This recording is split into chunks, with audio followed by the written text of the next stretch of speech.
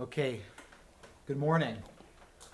Today is the 10th of December, 2014. We are at Ilania, Moshav Ilania, at Joe Wolf's house. This is our third day of our interview. Hopefully the last, yes. That's up to you. But yesterday we left off with the end of Mivtza Chiram, which was the operation to clear the Galilee. And we talked about it in detail and in depth. And now we are going to continue right after the operation was finished. And that's where we're going to start off today. Yeah. So what's your first question? Well, my first question is, once the operation was done, what was the general atmosphere between you guys in your battalion? Was there a lot of rejoice? Of course, a lot of joy. We'd done something. We'd done something, and there was a lot of joy. We got a few days leave. Then we returned to camp. And we returned. Is the camp still the camp near Naharia? Samaria, yes. Samaria. And then we found out that Captain Norman Schuchman had left. What? Wait. Do you remember do you remember anything particular about your leave on after or no? Maybe I read something. I don't know. The first day was to clean up, do some laundry and rest. The next day we were given a few days leave, which I spent in Tel Aviv, visiting my dad's friend and family and the South African Zionist Fed to check for mail and collect my pocket money, which the South African Zionist Fed gave us, in addition to the £3 that we got from the army. In those days, the £3, if you went to a restaurant and bought yourself a nice, real Vienna schnitzel from young, what do you call it, from young bulls, you could spend the £3 on one meal. You're talking about going to the South African Federation. Yeah. Do you remember where it was located in Tel Aviv? Yes, it was in, I've got it earlier, it was originally located, now it's moved to where we handed in. It's Haifa, and always September, they were building up a 7th Brigade back in Tel Aviv. The South African Zionist Fed officers. Oh, I didn't write the name. It's written Achad Hayam Street. Echad Ha'am Street. Ha'am Street, okay, in Tel Aviv. Yeah, today they've got the big Shalom Tower there. Sure. So you went there. Yeah. Did you have any mail from home? Possibly, I don't remember. Do you remember corresponding with your parents at that time? Yes. Sometimes I used to get letters from my father in Yiddish. And I used to, remember I told you, I had 4 Holocaust survivors in my squad. And one of them, he's still alive in Tel Aviv, used to read Tzvi something, I've got the name somewhere. He used to read the Yiddish for me. He used to read it for you? Yes, but mail was very far. Because you couldn't read Yiddish, but you understood. Hey? You couldn't read, but you understood. Yeah, and you spoke, but you couldn't read or write Yiddish. I couldn't read or write, Yeah. I want to ask you about, so the operation's over, you have leave in Tel Aviv. Yeah. Is there anything you remember about being on leave and having this feeling of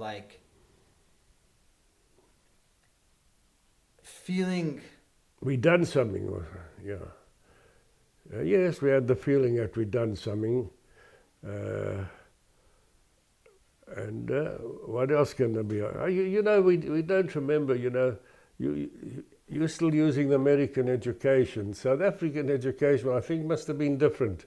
Because being a soldier was sort of normal, I don't know. I understand, but you just finished an operation. You're in Tel Aviv for a few days. You want to eat. You want to meet people. You want to have a good time. What do you do?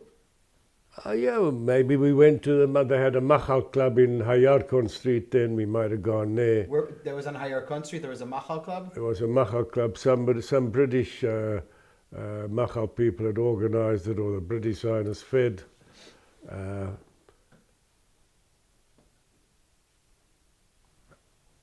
I'm just making some notes. Yeah? So the Machal house? Yeah. I don't write any details what he did on leave. Naturally, I visited my father's friends in, probably maybe slept one night at their house and other nights at used to line up at the Katsina Ear to get a chit for a sleeping accommodation for a night or two.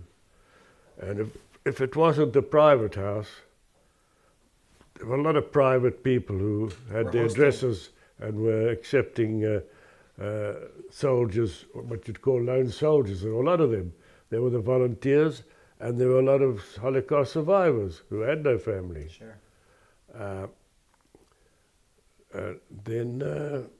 Remembering exactly what I did, I can't do. That's of fine. course, you'd walk up and down Tel Aviv. Yeah. So we're talking about the beginning of November 1948. Is that correct? Yeah, that's right. Right? The operation finished, I think, on the 2nd of November. On the 2nd of November. We're talking about a few days after. That's right. And then you're on leave in Tel Aviv. Yeah, and we go back the war's still going on.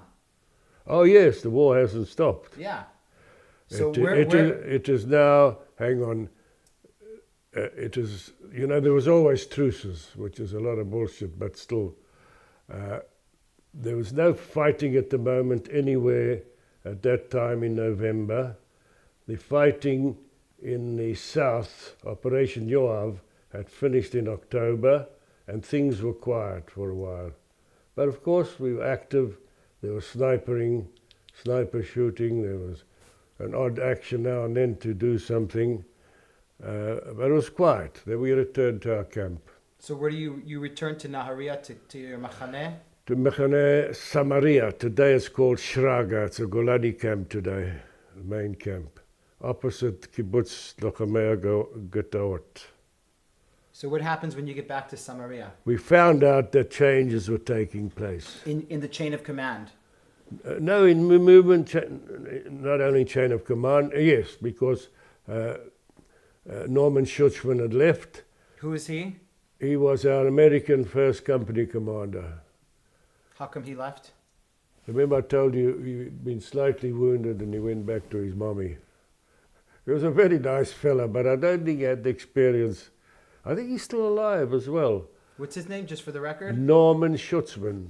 Norman Schutzman. And he was an officer. Officer. And then they decided to combine our B company, which only had 2 platoons. A company should have a minimum of 3 platoons, sometimes 4. And they combined the 1 platoon of D company together with B company and made it 1 B company with putting Derek Bowden, David Apple in command. So now your new commander is David Apple. Yeah. Who you already know from before, of course. I hadn't met him personally, but I'd heard all about him and seen him in the camp, yes. So tell me, what were the rumors about him? Oh, I'll tell you a very interesting point about him. A lot of our comrades have gone to their graves thinking that he was a deserter, like all the other British that were in our army. What do you mean? Of course, most of the British non-Jewish volunteers were deserters. From the British Army? Yeah. Okay. And as a matter of fact, when I spoke to one of my 4 Zelig, not Zelig, what's his name, Menachem Silverstein of Tel Aviv, who was one of my squad members, he thought, until I put him right and I sent him a copy of Derek Bowden's story, he always thought that Derek was one of the deserters. And he wasn't. He had a long history in Palestine. Yeah. Starting from 37. Yeah. Yeah, no, I read about him. Fascinating character. Yeah. So now he takes command of your B company. Of B company. Yeah. So he's captain. A captain. That's Captain his rank. David Apple, yes. And he's fully in the IDF. Oh, he's been in the IDF since he arrived on the 3rd or 4th of June. I saw pictures of him with Ben Gurion at the parachute. That's right. paratroopers. Afterwards, he was asked to start the parachute. Yeah. So tell me. So he becomes your commander. Yeah. What happens? What's going on? We moved to another camp because changes are going on. Ours was a big camp. The 79th had been at St. Jean's, which is immediately opposite Akko, and they moved into our camp, Samaria. Samaria became an Air Force flying school. They had a landing strip there in Akko, and it became a flying school, and we were taken to St. Luke's, just on a road just south of Haifa, also British camp, on the sea, on the road leading to Tel Aviv. So you're taken to St. Luke's. That's right. Where does that name come from? Do you have any idea? Is it a monastery, or it's just something that the British left? British might have named it. It was a big British camp, yes. So the 72nd moves to St. Luke's. Not all of a 72nd. I don't know where A Company was. Okay. So it was B Company and Support Company, at least. It might be A Company were there as well. I don't remember. So you guys moved to St. Luke's, yeah, under the command of David Apple. That's right. Continue, please. Right. Then we were training on the beach immediately opposite us all the time, with a couple of long route marches over Mount Carmel. And we were just there until later in November. Towards the end of November, I was called into his office, and he told me he wants me to take over squad in number 3 platoon. What had happened, a South African guy in Lipschitz, they had a bit of an accident in the training, and it affected him. So another South African had taken him back to Cape Town. So he asked me to take over that squad. I was second in command of a squad in number 1 platoon, and he asked me to take over. And I had 6 South Africans in my squad and 4 of these Holocaust survivors. If you want to know the names, you can look it up here on the internet. That's okay. So you actually become Memkaf. But Mefaked Kita. Mefaked Kita, but I never officially got any stripes. Of course, when I was discharged, my little chit of discharge said Turai. Today in the army, there's no Turaim anymore. Everybody's a staff sergeant. That's the old social... That fly won't leave you alone, will it? Hey? That fly won't leave you. One thing, if I knew where the fly spotter was, I'd tell you to go and fetch it and we'd get him. Shit, you see, that is a problem with my eye. The mucus coming out of my eye all the time.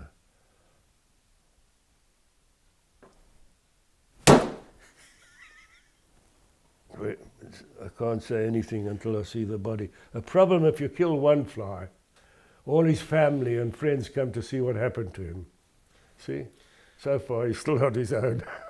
So you become a memkaf. Yes. And this is basically your first position of command.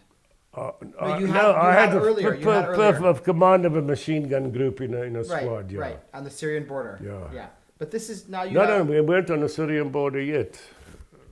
Only now, at the end of November, maybe the beginning of December, we were sent up to Felon camp, which is close to where you're staying, Chikok.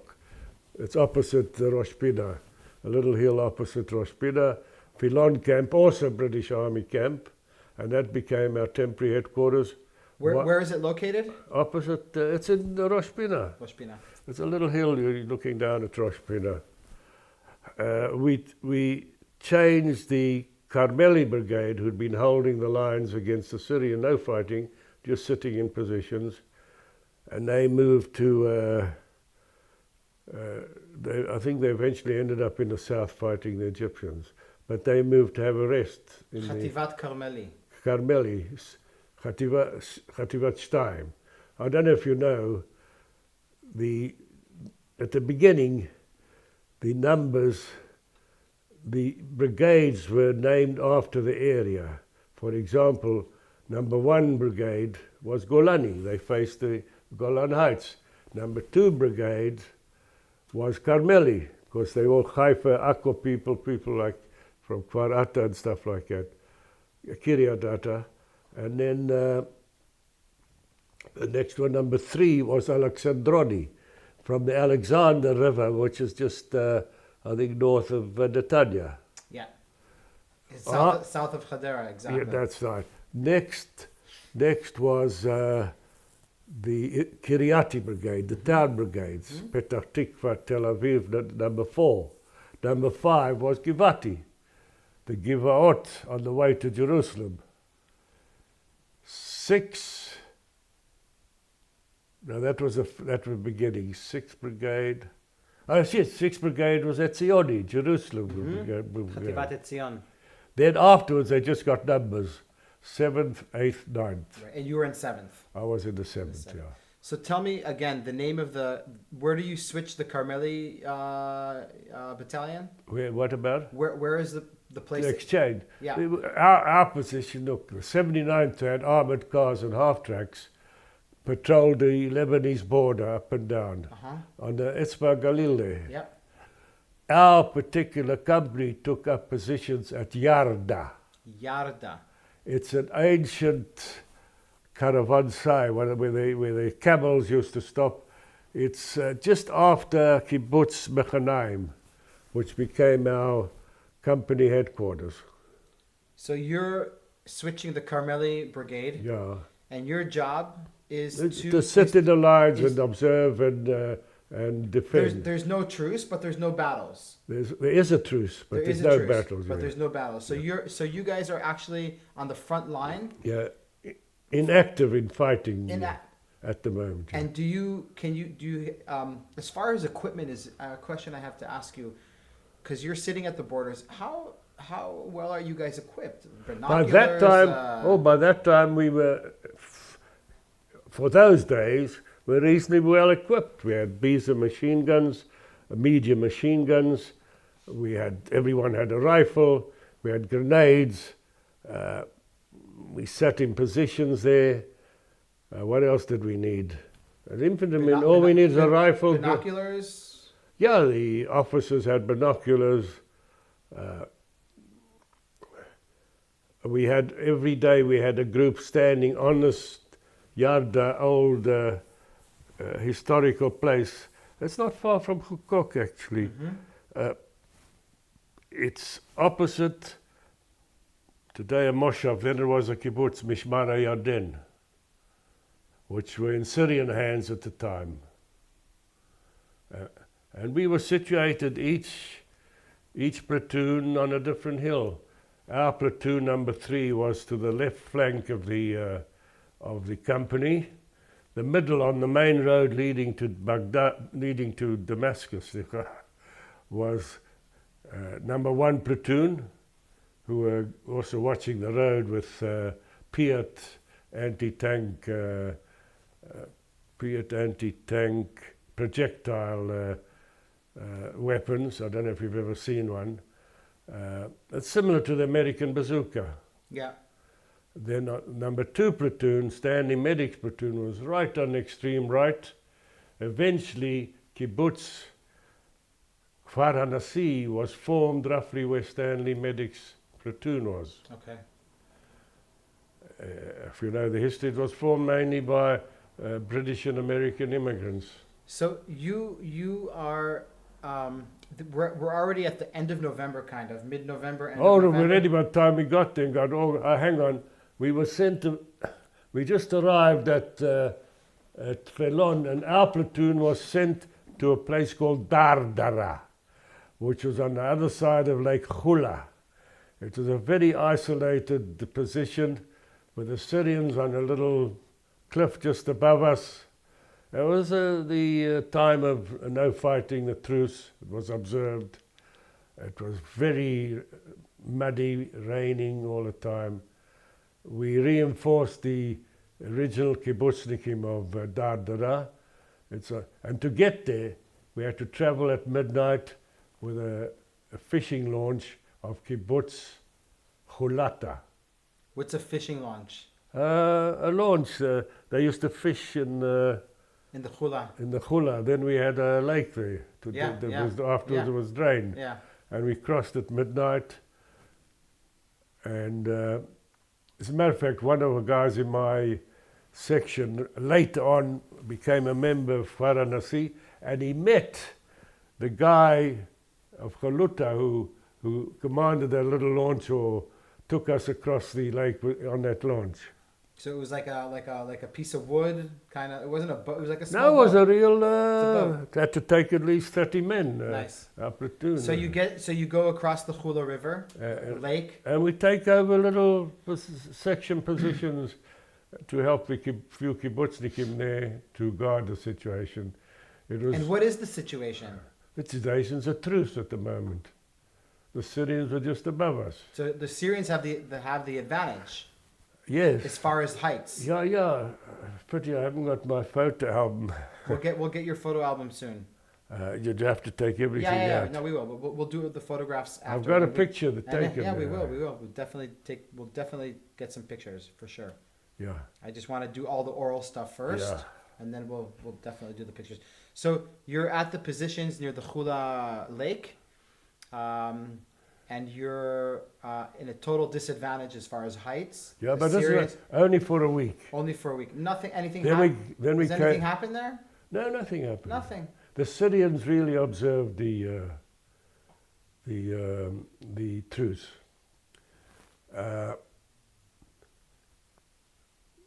Even though there was no fighting, we lost 2 British volunteers there. How? When we were at Yarda, not at Dardara, one British guy who was in the sniper and reconnaissance platoon stepped on a mine or a booby trap by accident on a inter-platoon patrol from one platoon to the other. And to find his body, searching for his body afterwards, was quite it was difficult. We sent out patrols to look for him. But the Syrians were very cooperative. They pointed out where they'd heard the explosion the previous night.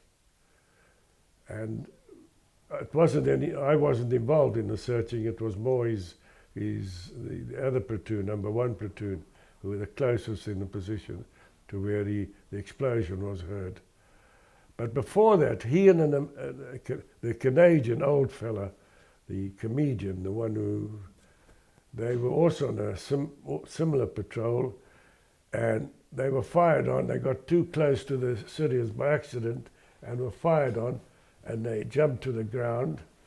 And this British guy, who was a medical student, a very Oxford accent.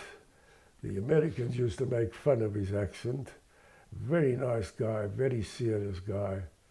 I think he arrived in Israel on his 21st birthday. You can read up his personal story. His name was Jonathan Balter, B-A-L-T-E-R. He managed to get back, but Hank Meyerowitz, the late 30s volunteer who could hardly see, lost his glasses in the jump. And with luck, he, instead of wandering towards the Syrians, crawling towards the Syrian lines, he crawled behind our lines and was found by a friendly Bedouin who brought him back to where we were. Then in that later patrol, Jonathan Balter was killed. Another guy, a new guy, ex Kindertransport, Wilfred Shepard, who'd actually served in the Jewish Brigade via the British Army, or something happened. He was killed in a shooting accident at the camp at Faudem. Before he was even brought out, he was a newcomer to the lines. Some people say he committed suicide. I wasn't there to witness it. So tell me, after a week of reinforcing the lines up near Khulda. Yeah, Dardara. We were Dardar. brought back to Felon and then sent out to a permanent position for about 7-8 weeks. So let's talk about that. That's at Yarda. So at Yarda. Yeah. You want a drink? Don't sneeze on me, I don't want to get a cold. So after that, you go down to Yarda. Yarda, which became our permanent position for about 7 or 8 weeks, I forget exactly. So tell me exactly where Yarda is located geographically so that I can understand. Kibbutz Menachem. Machanaim? Yeah, it was close enough to march there to have showers every now and then on Kibbutz Menachem. Machanaim. Yeah.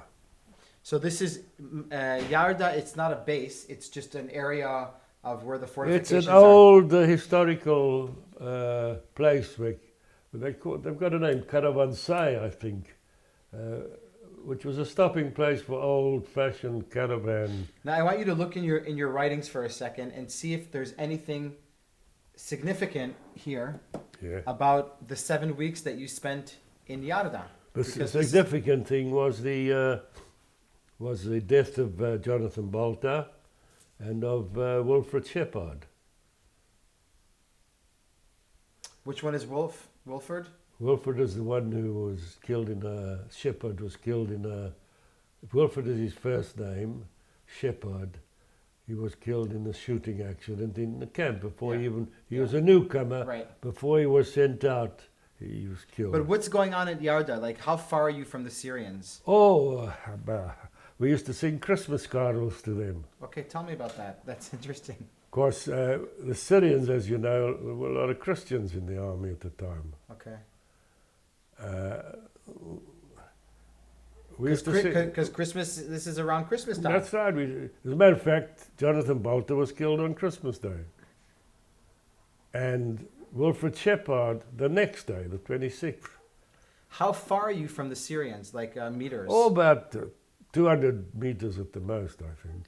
And you can see them and they can see you? Yes, we had a permanent 3-man guard on top of the old historical building with binoculars watching them all the time, plus our night positions, so we covered the whole line at night.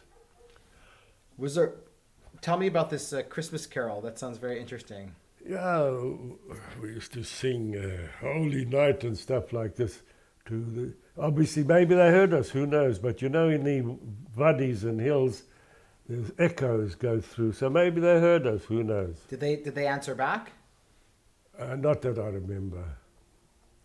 Is there any kind of incidents that you had with them in these weeks? Not necessarily. No, nothing except the death of Jonathan Bolter. So the whole time you're at these positions... quiet, was it? It was quiet. The Syrians really observed the truce. Opposed to? Where in the south there were infringements. Now, there's something else I want to talk to you about. And I'm just going to stop. Yes, once a man like mentioning. Afterwards we found out that while we were sitting there was heavy fighting in Mifza Operation Chorev, and 1 or 2 other operations, I just forget their names at the moment, in the south against the Egyptians. And we sort of got fed up. We'd come to fight, and everything was going on in the south. Our friends were having real actions. 2 English-speaking units were really involved, Sheldon, the 89th Mechanized Commandos in half-tracks, and the Negev, which had an English-speaking platoon in the Palmach 9th Negev 9th Battalion. Uh-huh. They were active. So were the French. The French commando company under the command of a French Gentile. Named? His Hebrew name, his nom de plume was Eitan. Eitan. So what's happening? It's okay. I want to stick with you. So you are In the north. In the north, nothing's happening. Yeah, and everything's happening. You guys are getting a little bit edgy. We only got fed up only after we left did we find out what's going on in the south. But you were still probably fed up not having any action here. These whole 7 weeks, nothing's happening. Look, we had no action. It was a very difficult winter, and our South African medical officer, I mentioned the name before. Shit.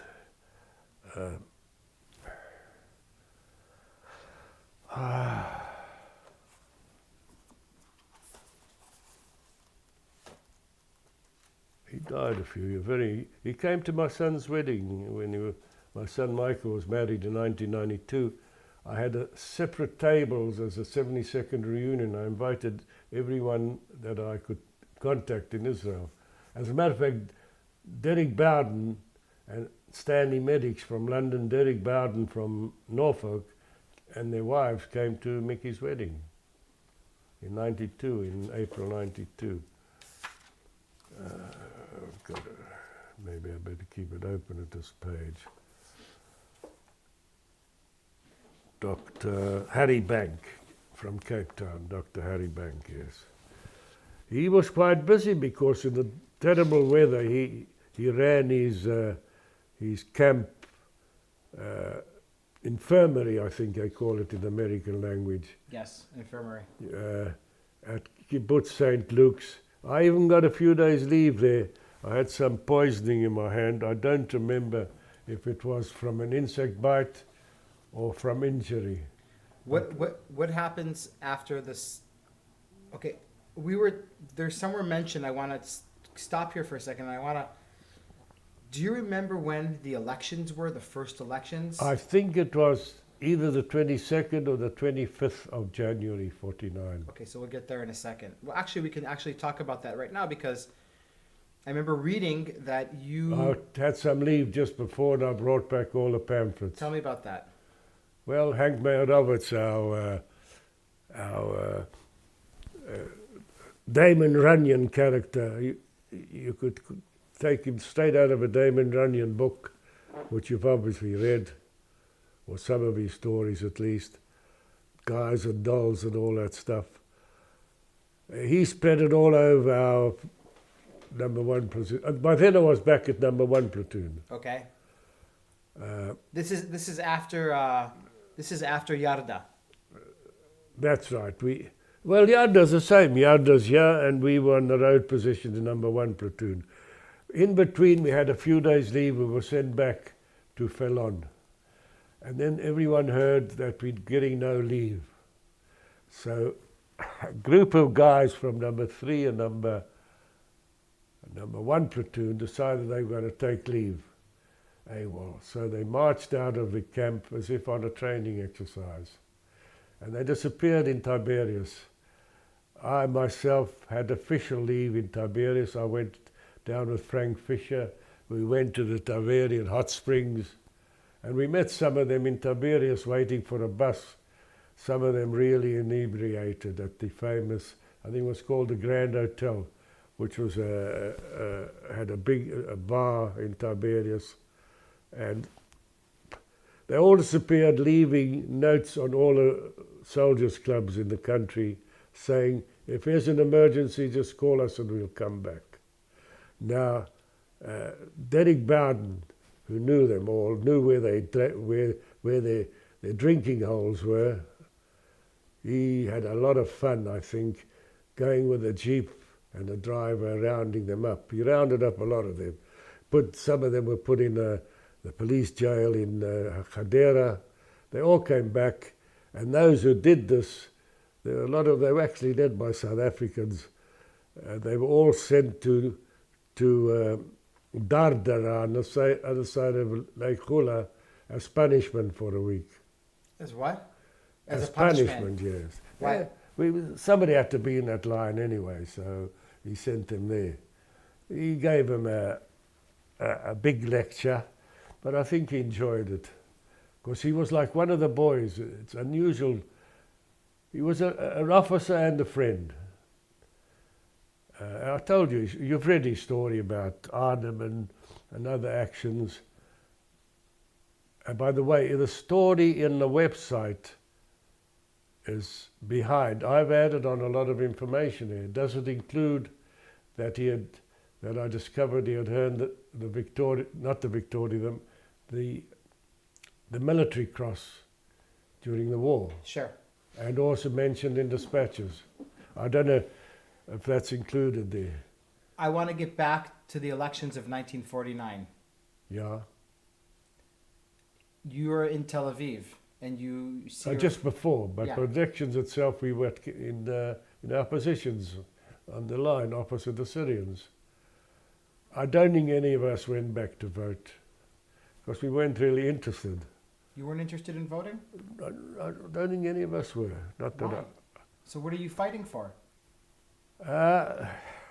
Look, the balagan of the parties was, as they are today, was still started then. We didn't come to take part in political activity, fighting for a state, for a home for the Jewish people. And But part of that responsibility is democracy and voting. I don't think so. Not if you're not an Israeli citizen. We came to help.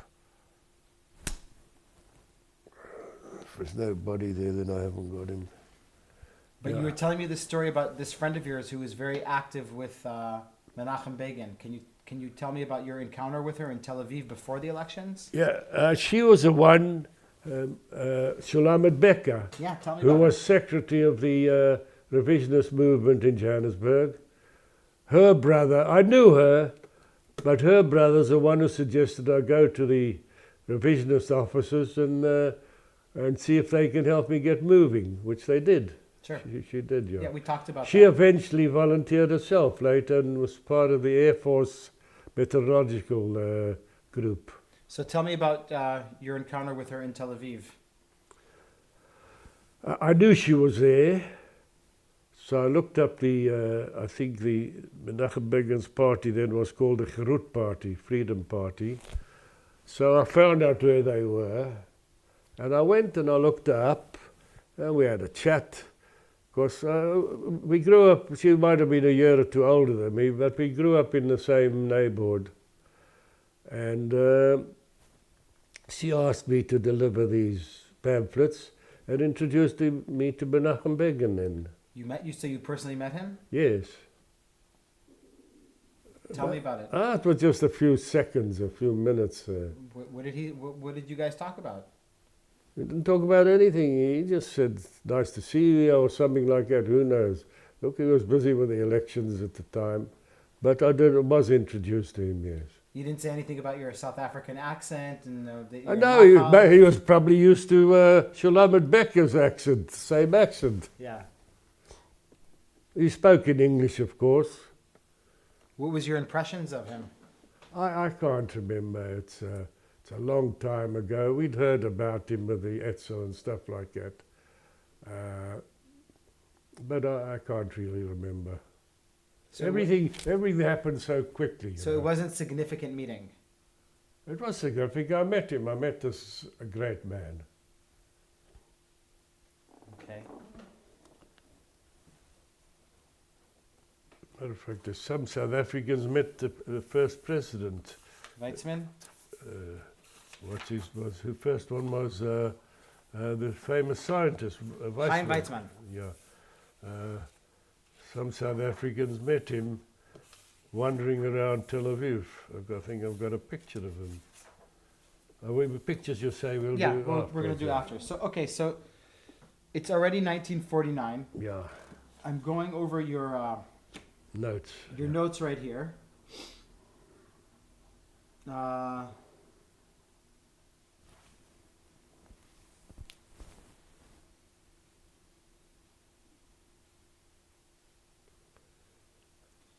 After you're done with the 7 weeks in Yarda, we're already in 1949. Yeah. There's elections. Yeah.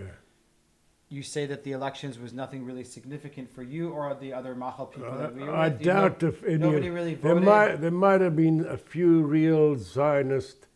Well, you were a real Zionist too. No, I wasn't a Zionist. No? No. What were you? I was a Jew boy. What's the difference? Well, as actually, Henry Katsu puts it well in his book. I wrote it there somewhere. Here, find it for me. At the end, I think. Please. Well, it may be easier to find it in Henry Katsu's introduction.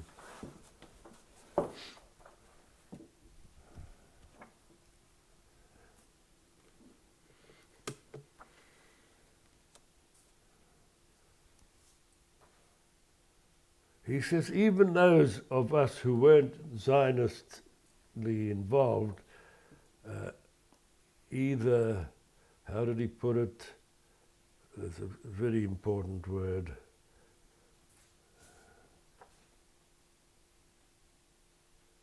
Oh, damn you, you bastard.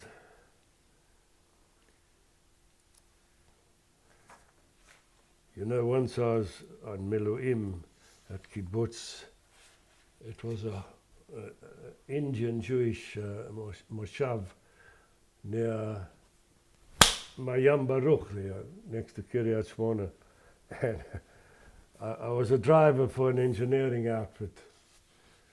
And I was talking to an old Indian fellow there, looking after the herd there. And the cows of flies were full there. So he told me something about the flies, just like an enemy, you kill one and another 1,000 appear. I missed the bastard. So you're saying you weren't a Zionist, you were just fighting?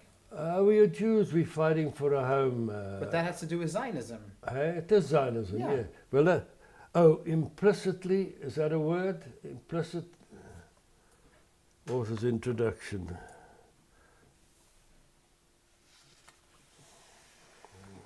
He put it very well that those of us who weren't Zionists before, having come here, we became Zionists, whether we liked it or not.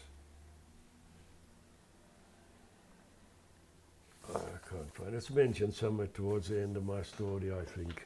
But there's so much to read, you can't find it. Where are we here right now? We are just about to leave the lines in Syria. We're still there. You're still there. We went back to St. Luke's.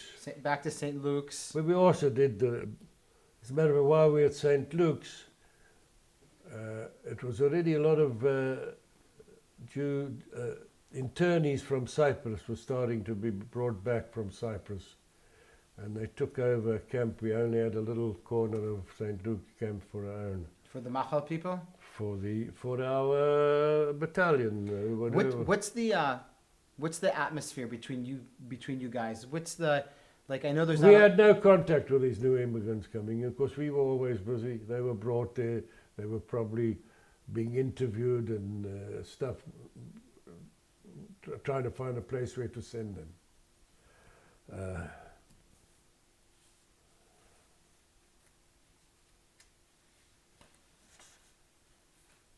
Yeah, right. We were fed up about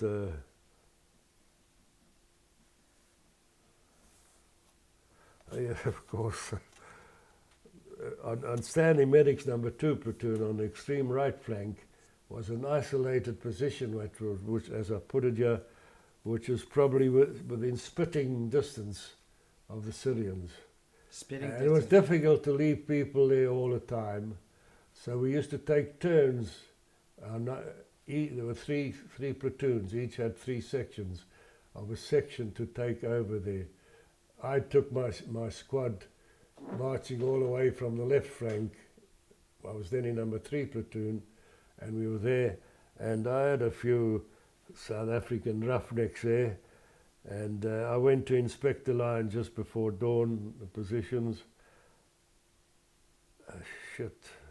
Look at his mistakes even now. And this is at Yarda. And Zellingen and Frank Fisher were sitting on the post where they should have been inside observing, telling jokes to each other. Zellingen was a real character. He was tough as nails. His brother played rugby for the Transvaal, and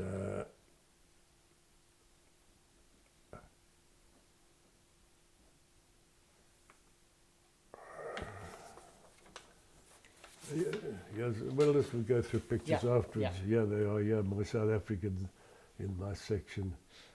So yes, at the pier, yes, a significant time was we were there at Yarda. I was in 3 platoons still then. Our Air Force shot down these 5 RAF excuse me? fighter planes. On the 7th of January, we shot down 5 RAF planes. RAF? Yes. Royal Air Force? Yes. British? Yes. You don't know that? No. Shit, you fucking media guys are bloody ignorant. No, don't look in the... Tell me about it. Yeah, we shot them down and we were put on standby in the north because we thought we'd have to go to war with the British. Of course, the British had sent reinforcements to Aqaba and stuff like that. But Truman sort of stopped them. Do you remember this incident very well? Well, I wasn't there. You weren't there? No, but... where were the airplanes shot down? Over the Sinai border. Okay, so it's a very important story. Chapter 17, will give you the okay, so story. basically... It's on the website. Okay, on the 7th of January, this incident happens. Yes. So how does it affect you guys up here on the Syrian We were border? put on standby because it was a big political humbug, what do you want to call it? It's very important, the Churchill and Attlee and everything. It's all, it's on the website, chapter 17, which has been put onto the website. But luckily nothing... One was actually shot down by ground fire. It came very low, and a deserter, a British deserter, Johnny Dawson, was in his tank, opened fire with his medium or heavy machine gun that was mounted on the tank's turret, and he shot down the first British Spitfire. And these planes were bringing reinforcements to the Jordanian Arab League? No, they're nothing to do with the Jordanian Arab League. There was nothing to do. They were in error, was sent on patrol over that area, which shouldn't have. It's a long story. Okay. Yeah, I've got the whole story there somewhere. Okay. So we can't go into that, otherwise we'd never stop. Incidentally, they were shot down. Okay. The 4 that were shot down in the air clash were all non-Jewish fighter pilots, volunteers in Machal. Nice. I think John McElroy shot down 2 himself. He was a Canadian ace. Bill Schroeder, an American ace of the World War. And the other one was Slim, not Slim, oh shit. It's okay. What's important for me here is, because of this incident, you guys are put on high alert. Yeah, it didn't last long because the political activities prevented it, with even Truman interfering. Sure. So what happens? What is going on with you next, with you and B Company after this incident? Well, we went back to St. Luke's, as I said. We did some training. As a matter of fact, we did one training. By that time, we had a lot of ammunition. In difference to when I first went into action with 20 rounds. And we were taken by Derek Bowden to a shooting range between Akko and our camp, just outside Akko. And while we were there having fun shooting, a lot of the ammunition was very rusty, we had to get rid of it. Derek Bowden decided to send the buses back. And when we were finished, he announced we're going to march back to Haifa, from Akko to Haifa. We marched along the beaches there. We really enjoyed ourselves. We eventually got to Haifa and we marched at roughly midnight singing British Army songs. Can you sing one of those songs for me? Oh, shit, I can't remember. Or even American, the sergeant, he's the worst of all. He wakes you up in the morning before the bugle calls. That's an American song, actually. I can't think at the moment some of the British. There's a long way to Tipperary and stuff like that. And we went back to St. Luke's. Then eventually, after some training periods there, we had a draw, and I was one of those selected. We went to a Hebrew course to learn Hebrew at Bet Rutenberg up on the Carmel Mountain. I met a lot of South Africans there who I knew from school and from our neighborhood. I didn't know they were in Israel.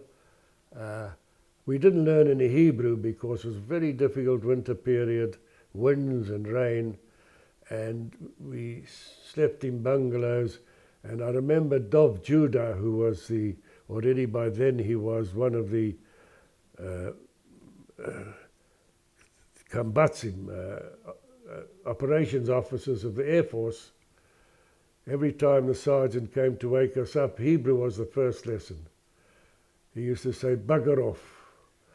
So we didn't learn any Hebrew, but we went on the tours, and on one occasion we were taken down to Rambam Hospital to contribute blood, which was my first incident of giving blood, and we were given a shot of whiskey and promised a day's leave. I'm still waiting for that day's leave. So how long does this Hebrew course last for? I think it was 2 weeks or a week. So it must have been great for you. Yeah, we would take. There's pictures somewhere on the Macha website because I didn't keep all the pictures. Yeah, well, I think we enjoyed ourselves. Yes. And not everybody from B Company went. No. Stanley Medics was there. What you call it? What did you guys do in the evenings? I really don't remember. We might have gone out of camp, buses down to the bars or restaurants in Haifa. I really don't remember.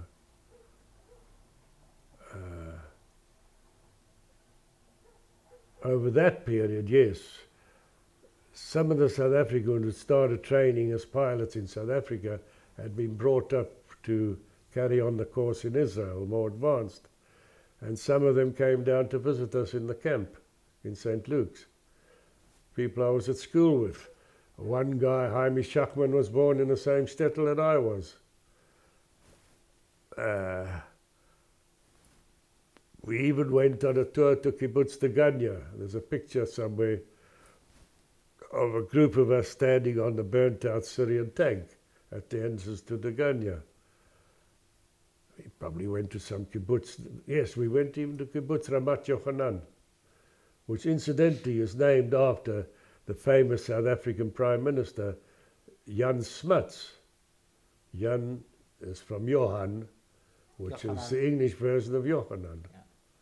And he was trying to help us. He was a great man, he's been forgotten in South African history. I was quite alarmed to learn that today South African students only learn history from 1993, the Mandela period. He was a great man, I must admit, Mandela. But the history of South Africa and Africa generally, if the whites hadn't settled there, people have forgotten these things. The Africans probably would still be hanging from trees eating one another, who knows? But they developed the country, made it what it is today, the countries. After you finish this Hebrew course of yours, yeah, what happens next? Well, at the time it was. Can you take off your glasses? Yeah, it must have been March. Thanks. It must have been March. A lot of South African volunteers were going back home. They were university students, and you know, South Africa, the seasons are fuch. Yeah. And they were starting university in March. So a lot of them wanted to finish their studies. What was left at the time was one full strength. Is the war over yet or not yet? Not officially. Not officially. They went home. Quite a number of British guys were settling down in kibbutzim and in the towns. And we had at the time left one full, actually overstrength platoon. I think I mentioned it. I had received a note from the Zionist Federation that my parents had gone to Johannesburg and told him that the military police were looking for me in South Africa. Of course, I'd gone past my requested leave period. and I could have been posted as a deserter. But the leader of the League for Haganah in South Africa was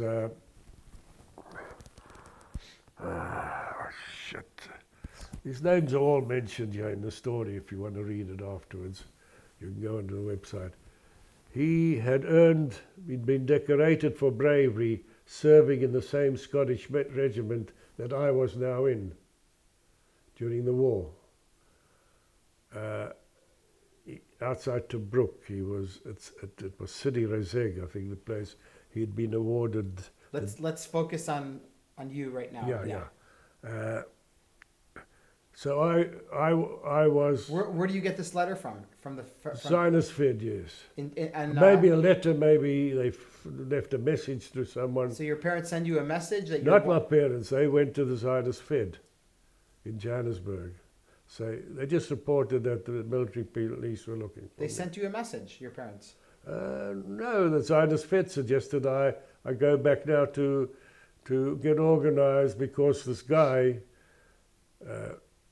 who was also an ex-member of my same Scottish regiment that I was also head of the League for Haganah at the Zionist Fed. So he spoke to them, and they agreed that if I come back by a certain date to go to the next 2-week training session, they would forget about the desertion charge. Okay, so I was starting to applied for my discharge leave, and while I was on my discharge leave, I went to visit my friends, Essie and Lionel Naransky, who were members of Kibbutz Timorim.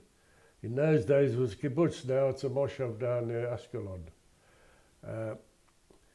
The kibbutz facing Natzeret, it was a frontline kibbutz. I went to visit them, and while I was there I heard the rumour that there's movement in the military forces, so I returned to St. Luke's.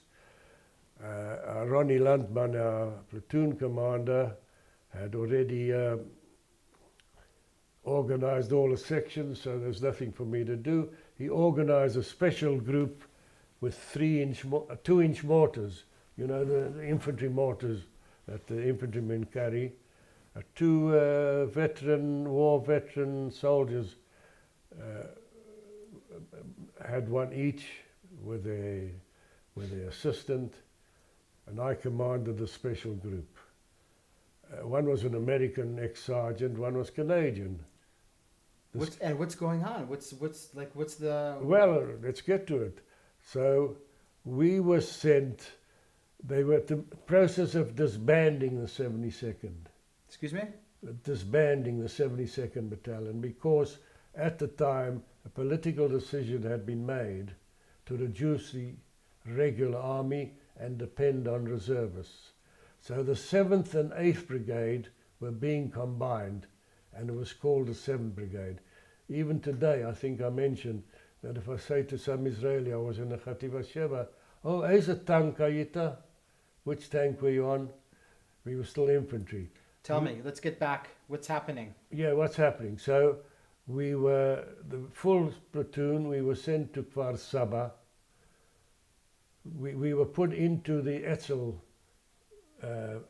company as number 3 platoon, because they also had only 2 platoons left.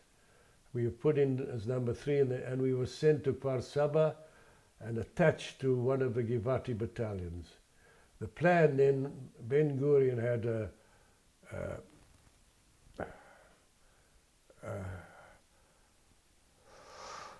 it's all written there, I can't remember the words. Had a plan. Look in here. Oh, there's so many pages, it's a battle to find it. I know, but this is in your... I'm just going to write down something and you look for it. We put up in classroom at the school. I think I might have. Ben Gurion had an ambitious plan at the time of getting all the way to the Jordan River. But by then, previous to the elections at the end of January, he was like Sharon, a bulldozer. He made decisions. He was a great man. Great men make some mistakes as well. And this time we had the ambitious plan of getting to the Jordan River, Through the West which Bank. was how different history might have been. You never know with the anti-Jewish world. So you get to Kfar So Saba. our particular job of our company was to capture Kalkilia as part of the Etzel company and now part of the Givati brigade. I even remember in the briefing, Ronnie Landsman, our platoon commander, then been promoted to captain. So we were given the honor of being the point platoon, which means you'll be the first guys to get killed if anybody gets killed. So I always made it some. And do you remember the brief before going into battle? Yes. But at that time we changed the two-inch mortars to two Piat anti-tanks, which means projectile infantry anti-tank weapon. And these two, the two veteran sergeant from World War was American Herb Tarnopol and Canadian Sam Fagan. And our job was, when the company was attacking, we were to run fast as we could to a side road and to dig in and prevent any Jordanian armour or Iraqi armour, both of the armies were there, interfering in the infantry assault. And then, but at the last minute it was cancelled. Excuse me? The last minute this operation was offensive. cancelled, yes. Because then, as I mentioned, Ben Gurion was the bulldozer. He made decisions before right or wrong. But then he had a cabinet. And many years later, I read an article in the Jerusalem Post by the then cabinet secretary, who said it was, we thought first it was cancelled for political reasons, and actually was a political reason, but we thought it was the Jordanians were seeking to sit down and talk. But he wrote that the cabinet would not approve his decision, his plan. So it was cancelled. So once it was cancelled, I carried on with my discharge leave. I went back to St. Luke's on my own and did my discharge leave. I was given some discharge money, which I bought a second-hand German retina camera, and I went to visit some people. I went to visit an ex-school friend, a neighborhood friend, Barry Child, who had been allocated duty at kibbutz a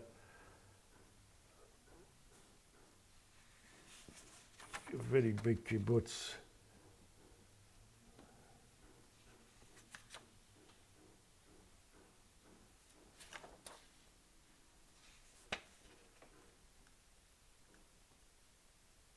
A kibbutz Givat Brenner. Mm-hmm. He was stationed there. He went out with them quite often to the lines opposite Fallujah. And then we were sent, and we went on a plane to go home. And only then did I realize, I knew some South Africans were in the Air Force, but I didn't until then realize the significance of our contribution. We're going to talk about that in a second. Yeah. We're going to talk about that right now. But And Sid Cohn, the famous pilot who commanded 101 Squadron, was on the same plane with us flying south.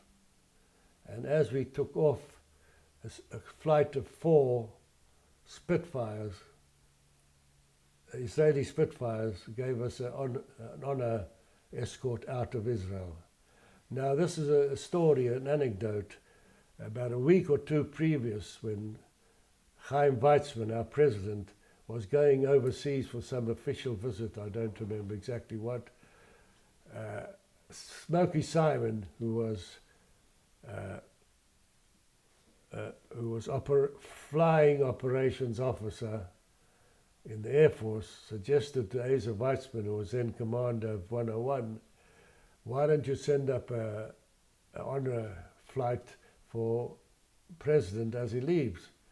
He says, no, we can't. I'm short of training hours, I'm short of fuel, all sorts of excuses. But a week or two later, he agreed for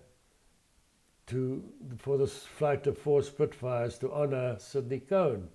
And when Smokey Simon asked him, what is the difference between the president and Sid Cohen?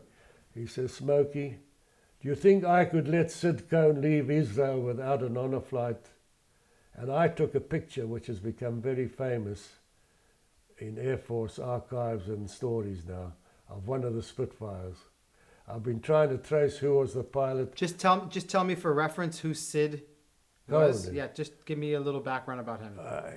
Well, you can read his story in the website. I will, but just... He was a South African pilot. Sid Cohen. Sid Cohen, spelt with a Y, Sid. He was already a pilot in the South African Air Force. He'd been awarded the Mentioned in Dispatches award. Stories about him. He grew a beard in the South African Air Force, and he earned the nickname of the Flying Rabbi. And there's a story about him high up. He was flying, what do they call it, wing, to a flight of Spitfires. I don't know if it was over North Africa or Italy, and he was attacked by German Messerschmitts. So the message came through to the other 3 and to the headquarters. How the bloody hell did these Germans know that I'm the only Jew boy in this squadron? He was really a great man, very modest. You can, we haven't got the time. I know the name. We're focusing. So he was on that flight, and you're on that flight too. Yeah, and we stopped in our first night stop was at Juba in Khartoum. By then we were allowed to fly over Egypt. Of course, there were already truce talks. We flew straight. But when you left, the war wasn't over yet, was it? Not officially it was, yes. It actually officially ended on the 10th of March when we occupied Rash, today Eilat. Yeah.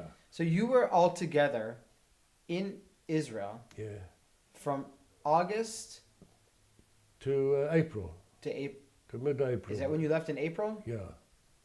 So you were in Israel when the war ended officially. Yeah, the war already ended, yes. Do you remember that moment?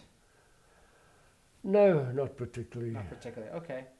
And then you decided... I only read about it afterwards, Sure. operation. So the last big operation that you were in was the operation that was cancelled, and that was to conquer... That's right. Whether it had a name or not, I don't Okay, know. I'll definitely look into that. And then you actually decide to head back to South Africa... Because of this possible desertion charge. Desertion charge. Okay, so before we get back, before we talk about what happened to you in South Africa, just a little bit, I want you to tell me...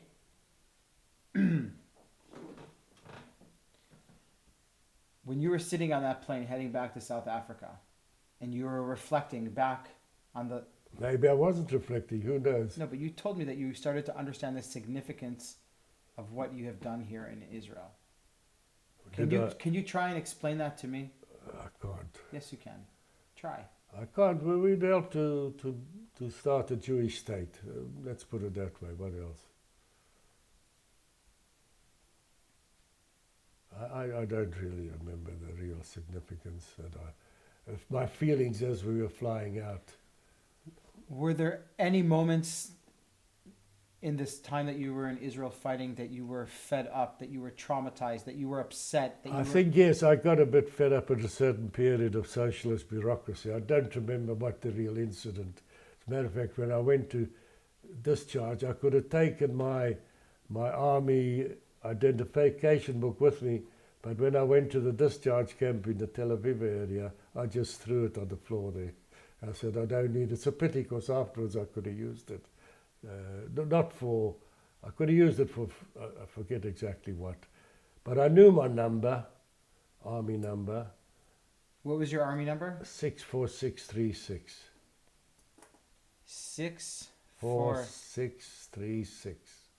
34636. Yeah. Mispal Ishi. Yeah. 5 numbers. Yeah.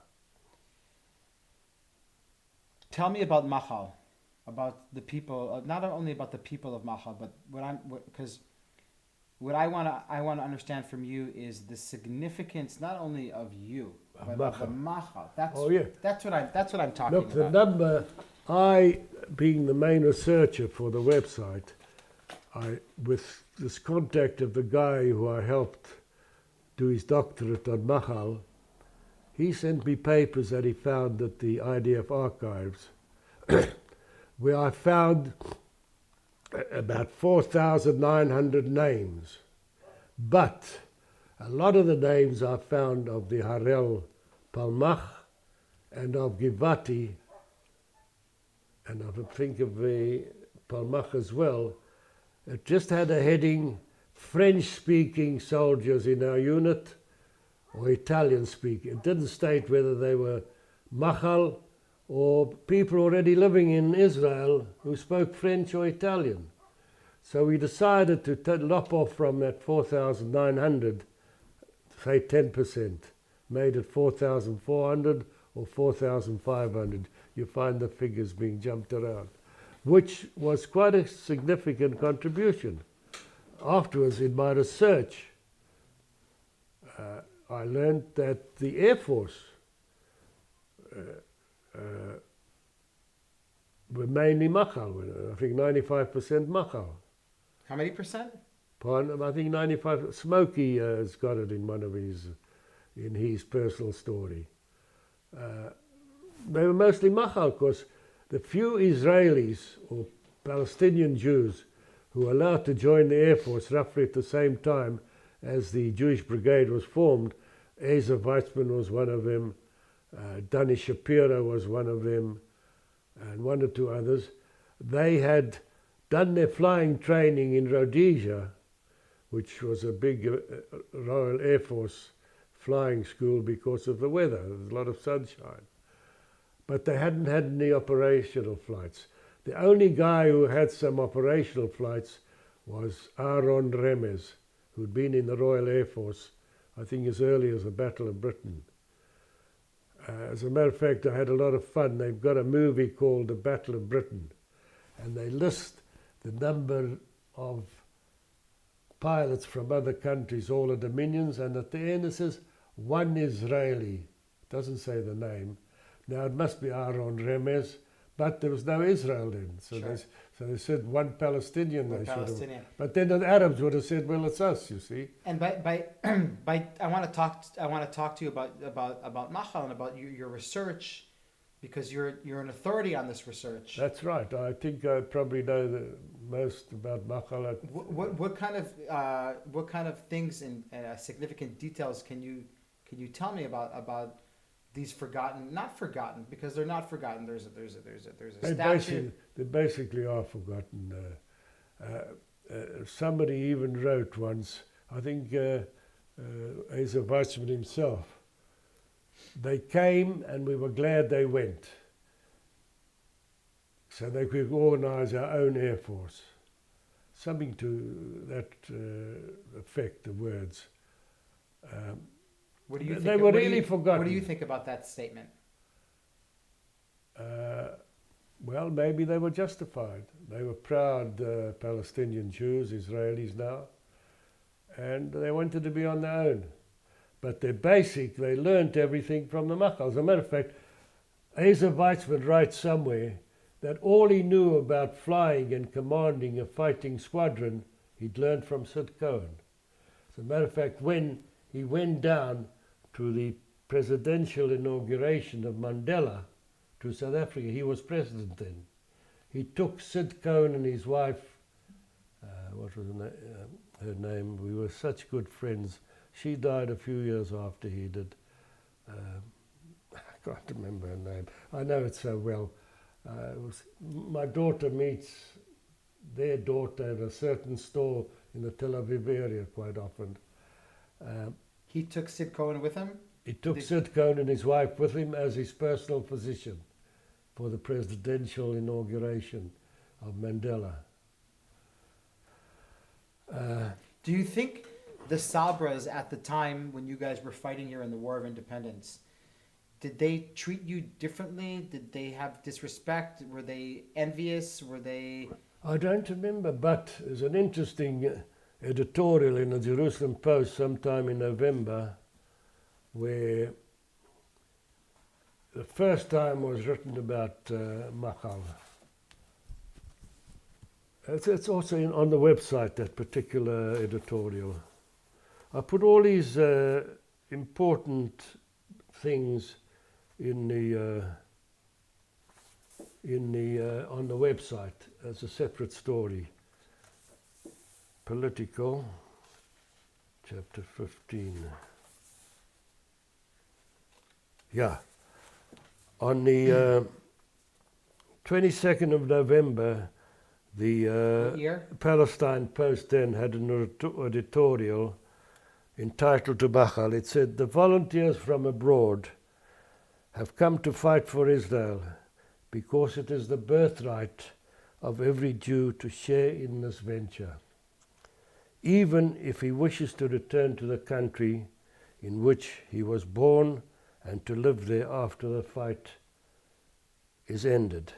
Although the services of some of these men, experts in their own fields, were very desperately needed, no bright inducements could be offered them if their own wish did not bring them here. Even the Gentile volunteers who were given a contract price, but they could have volunteered for some other country if they wanted to. For the Israeli forces are new and poor, indifferently equipped, and very much short of all the comforts of life, and the pay is the pittance that a citizen army pays when almost every able-bodied man is in the service. They came and they played an heroic and invaluable part. There's not a unit in the Israeli army that is not proud of their Machal men, and there's not a squadron of the Air Force where Machal men did not supply a significant part of both flyers and ground engineers. There's no one part of the army that was indispensable to victory, and that applies also to Machal.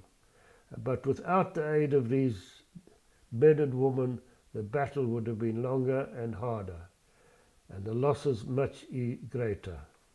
Not all of these volunteers speak Hebrew, and that has proved no barrier to their fighting prowess or military skill, but it has proved for some a barrier to the full comradeship of an army in the field and to the understanding of all that goes on about them. As a body, the Yishuv knows and values them, but it is a fact that as individuals many have felt homeless and unrecognized. It is for the Yishuv to remember that these of our soldiers are in need of a special welcome at all times because they have no homes to which to return to on leave, the same as the lone soldiers of today, and to let them see Israel fully so that they may come to know it is a country not just to die for, but to live in. Now here's a little... What year is that from, what you just read to me? That was written on November the 22nd, 1948. What does that make you... How do you feel when you read that? Well, as I said in my story, I was proud to be part... I did very little. The war could have been won without me as a simple musket bearer, but I was proud to be amongst the 4,500 volunteers, which were roughly about 10% of the entire IDF at the time. Tell me about this book that you put together.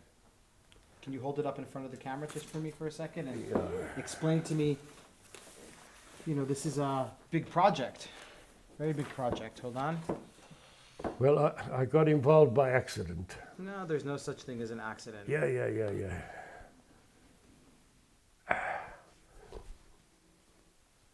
Okay. Okay, you can put it down and please talk to me a little You bit. need the back page as well, don't you? Yes, let me get the back page. Hold on. Yes, definitely. You got it? Hold on, not yet.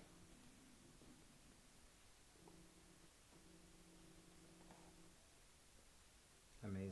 Yeah, I got it. Yeah, I used to be part of the Machal committee, and we had meetings every 6 months or so, or maybe less, at Smokey Simon's office in Tel Aviv.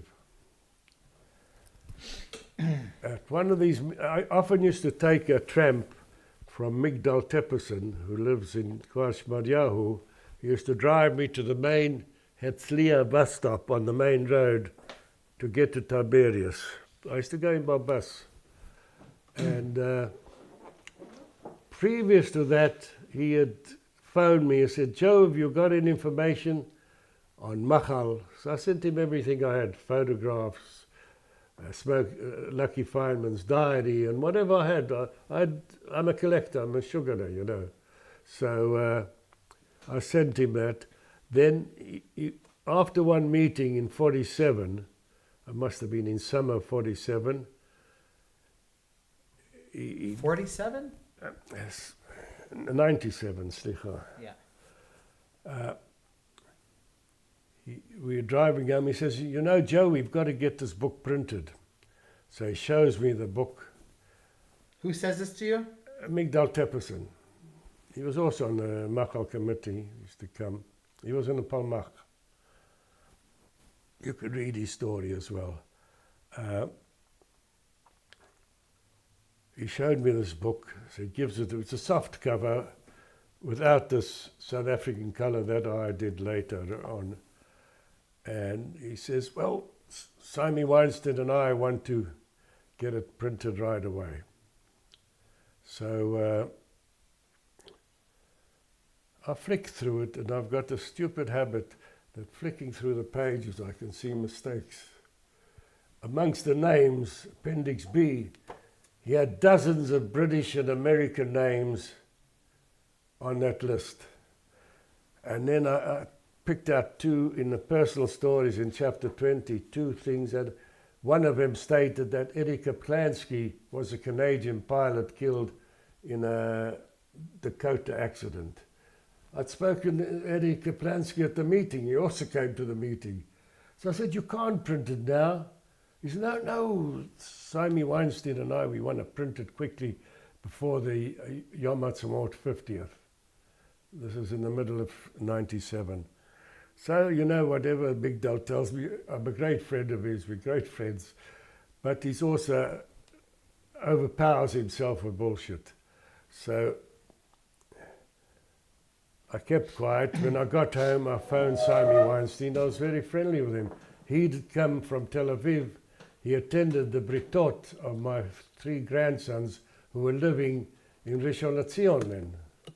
So I phoned up Simon. He was already ailing a bit by then. He says, no, there's no hurry. Phone up Mari Ostrov, who's chairman of the book committee, and see what's going on. So I phoned Mari Ostrov. He says, no, Joe, give me a few weeks. I'll prepare a proofreading copy for you. So that's what started me off, and then I got involved fully. We did get enough books out for 1998 50th anniversary. But tell me, what is the book like? Is the book about Machal South Africans? Machal. Yeah, it mentions a lot of stories about Americans and Brits as part of the Machal group. I think it's a very important book. It gives you the atmosphere of those days. What was the atmosphere of those days? Jews together, everybody in. It's hard to understand, explain it today. It's not like today, before they had political parties. Although they did this, Soknut had their political parties, but not crazy parasites like today. You know, when we first came to Israel... Wait a sec. I don't want to leave the book. I want to get back to the book. How long did it take you from the moment you got involved in the project? I got involved, I think I've got a copy of one of the proofreaders' copy there. I think it must have been August 1997. It was dated. And when was the book finished? The book, not in this cover. In this cover. This is another story. In 1998, it had a soft cover. It was ready for the 50th anniversary. We might have sold 100 books. We didn't have any budget, so we had to advertise in the Zionist Fed magazine and payments in advance. And from that, Mari Ostrov got them printed in Herzliya area somewhere. Or he was living then in Radana, he and his wife. It's written here, it says... So the book tells the story of all 800... South Africans. South Africans? Not all, because you... but there were 800 around. We're just past 800. There were roughly the same amount of Americans. Really? Even though the Americans claim 1,200. But I've got the list of names. And I personally added about... Was there a rivalry between the Machal countries? No, I don't think so. A little bit? No, I don't think so. Not even a bit? Not even a bit, no. Everyone was there for the Jewish cause, whatever you want to call it. Compiled and produced by Maurice and Marcia Ostrov from Henry Katsu's original manuscript. Edited by Joe Woolf. Now, so we sold some, and there wasn't a demand. That's where I say, and I've got a review of the book of 1998 by Sam Levine of the Zionist Fed, where it said it should be on every South African bookshelf. And or in every Jewish library. A Jewish library, yes, and it wasn't. You couldn't get some rich South African Jew to... Nothing, they just history is like, as one friend in South Africa, Mendel Cohn put it, a political, shit, I've got it in a letter, political... but that's very strange. Historical amnesia. Historical amnesia. I've used the words in a letter. I'm going to ask my friend to type to the Jerusalem Post. If they print it, they don't always print my letters. It's too long. I can't shorten it. So anyway, where were we? Sorry, we were now... About the book. About the book, yeah. Then I'd already retired from being a Raftan, and I thought, and by that time, by 2002, following up from the 1998 copy, I'd received so much more information, particularly the names of people, the units they served. So I decided on my own to start preparing for the improved and an extended edition. And Mari Ostrov, of course, helped me. I went to, he was his wife had died. She died about a year or two after my wife. And I went to Bet Protea and we sat, and he was the computer expert. Oh, I had we mentioned his name here. There was an American living here. His wife also died. He's remarried, living somewhere else now. Michael Stegman. Yeah. Can you hold the book up for me just again? Hold it up. And he did all the computer work for me, plus my son Saul. The names are recognized here in this book. Good. Now, it's got about 3 times as many photographs as the original edition. It's got a lot of additional stories, personal things, and again, most of those who bought this were Machal people or widows who had already bought the softcover edition. So I'm going to tell you something. This is not hardcover. Listen to me. Listen to me. I want to tell you something.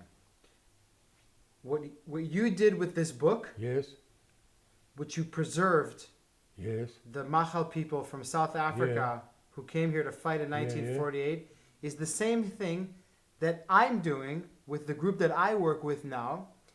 Is we're trying to preserve the testimonies of people like you, of the Machal people of America, of Canada, of Yeah, Belgium, whatever. So Plus we are doing the same thing. possibly, Not possibly, I'm telling you. except I say the media, modern media of today, are more ignorant of history than we were, yes.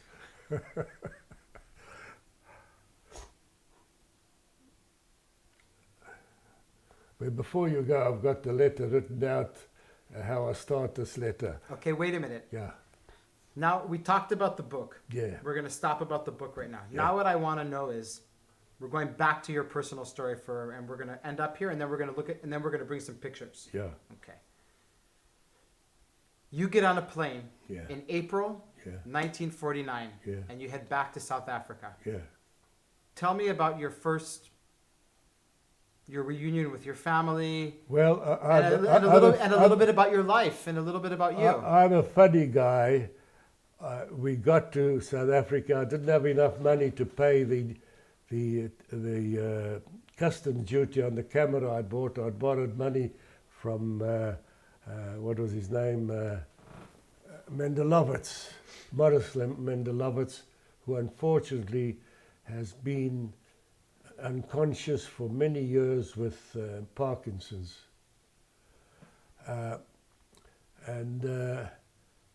I paid, and I think we were sent home by taxis paid for by the Zionist Fed. And I walked in through the back door of my family, surprised them. They had no idea. No idea that I was coming back already. Of course, mail took weeks before. Please continue. Yeah. Although the Zionist Fed used to make phone calls for us to South Africa at their expense. Then I was only home for a few days. I had to get to the... Tell me about your reunion with your family. Yeah, it was very pleasant. Stories, they want to know what's going on, what happened to you. Come on. Well, you think I remember? It's years ago. Anyhow, after a few days I was back in army camp in my official South African training period. This time we went to Bloemfontein. I remember the period I had my 21st birthday. I bought a bottle of whiskey and gave it to the other guys in my... There must have been about a minyan of South Africans in our battalion, and we were invited by the Jewish community of Bloemfontein for Pesach Seder. I went there with a friend of mine who was born in my shtetl. We'd grown up together in the South African community, and he and I were entertained by the head of the South African Jewish community in Bloemfontein. Then Bloemfontein. Then afterwards I decided to work with my father and learn something about the building trade, mainly bricklaying. Before that, Before when you come back from Israel, from fighting in the war, yeah. Don't people want to ask you how it was? Aren't people curious to hear I stories? don't really remember. Okay. So you start working with your father. Yeah. Who was every time he went into private contracting, he went broke. He was an excellent tradesman. As a matter of fact, when I was in Lithuania in 1996, I met a guy in our shtetl who remembers my father's technical skill at laying bricks. Maybe he made a mistake with one of my other uncles, but it's possible he was a teenager then who were looking for work amongst the Jews in the shtetl. So he might have been a labourer for my grandfather, who was a contractor, and he might have met my father, who knows, or he might have made a mistake with my father's brothers. But he mentioned the technical accuracy of my father's work. He was a good bricklayer, but never successful as a contractor. So you go into business with your father? I go work for him, and then after a while I realized we were getting nowhere, so I took a job. I'm trying to think where I was working. I think for some Jewish printing firm. And then I decided my mishagas of traveling to see the world. So in about April 1951, I left my family with my backpack, and I hit the road to hitchhike to Durban to look for a... Actually, I'd been to, after my first 1949 December, I'd been down to Cape Town. I stayed with my relations there, and I'd gone to the docks to see if I could get on a ship.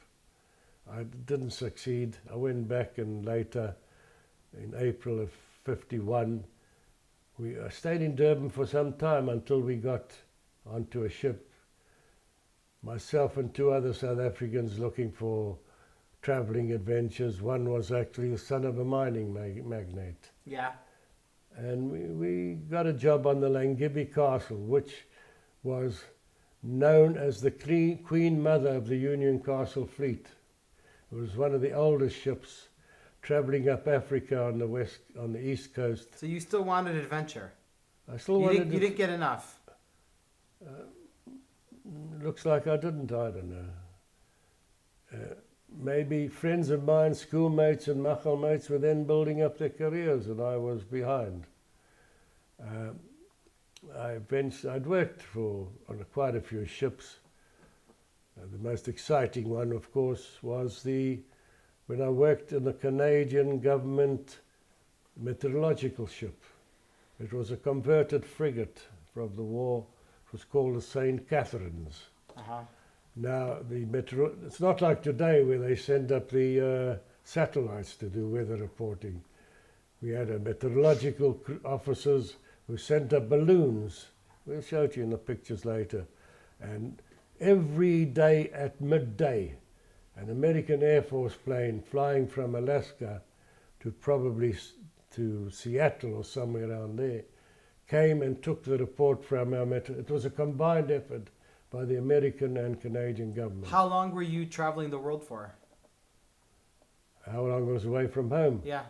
I left in April 51, got back in December 1954. Wow.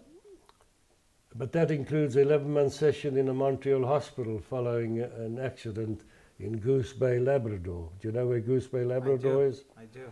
I was working for a Canadian construction company that was building the American Air Base in Goose Bay. And I was at it was the early stages of the contract, and there was a lot of heavy crates being brought there to Goose Bay by sea, or maybe by air, and was being mixed up between the Air Force and our construction company. So I was in the Air Force yard looking for stuff that might have belonged to us. And an American semi-trailer truck backed into me. My wife used to make a joke. I was busy looking at the Eskimo girls. There wasn't anybody there. When do you meet your wife, and where? When do you start? I think I mentioned, you asked me the other day. She was a volunteer at the Red Cross Blood Bank. Where? In Johannesburg. I think when I finally got back after December 54, I started donating blood. In South Africa, you could take it every 2 weeks or every 6 weeks. Yeah, you wait for months before they give you. And yeah, I wanted to carry on, but after the age of 65, they stopped. They refused to take my blood. Why, I don't know. And you, what year do you get married? I got married at age 32 in 1960. 1960. Yeah. And is your wife, is she Jewish? Is she from a Jewish background? Yes, from a Jewish family, yeah. But I didn't know much about you. I don't think she even knew. She went to commercial college. She learned no history and no geography. So she probably didn't even know where Israel was. And I think I mentioned to you, we discussed it, that when we had the 20th anniversary tour in 1968, we had to convince her to come with me, because I didn't have any money. I just bought this old house in Sydenham, and we had to convince her to come with me, which we eventually did. Joe Leibovitz, who now lives in a retirement home, ex-Air Force, came to our house and we convinced her. I borrowed money from the Zionist Fed, which eventually they wrote off, because I came on Aliyah as my Aliyah grant. And she was so impressed with the atmosphere of 68 after the Six-Day War, where she saw young Israeli girls hitchhiking at midnight, which in South Africa you don't do. You don't do in America even. And she was so impressed with the atmosphere that she's the one, even though I wanted to come back for some years, she's the one who pressed us coming on Aliyah. And the tour was in April, May, 28 days, a whole long period, not like today. You have 5-day, 6-day tours to see the whole country, which is impossible. And this was in April, May of 1968. 68, and January the 4th, 69, we left South Africa, arriving here the 5th of January. And we were sent to the Merkaz Klita in Carmiel. It was a second course. It was a new Merkaz. And you came, you had one child already, right? We had 3 boys then. 3 boys. Yeah. We came here with 3 boys. And you made Aliyah in 1969. Yeah. Now I remember the moshav I thought about, which I couldn't think, was, oh shit, I can't think about it again now. It was called, it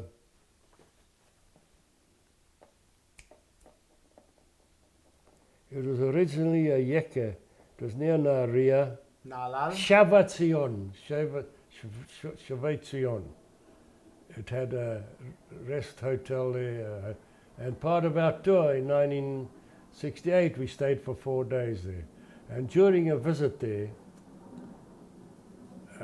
we were taken around, toured by one of the secretary or one of the officials there. And when we told him we were thinking of possibly, with 3 sons you'll be accepted happily. And when we were at the Merkaz Klita in Carmiel, which is not far from Shavat Zion, we went there. And we took the kids with us. I remember my son David, what did he say? The cows here are not Jewish cows. Oh, they're all female.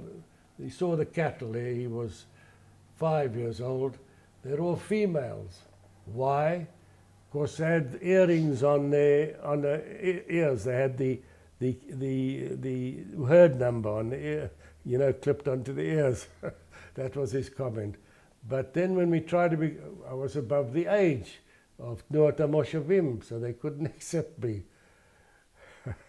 So our first meeting of socialist bureaucracy.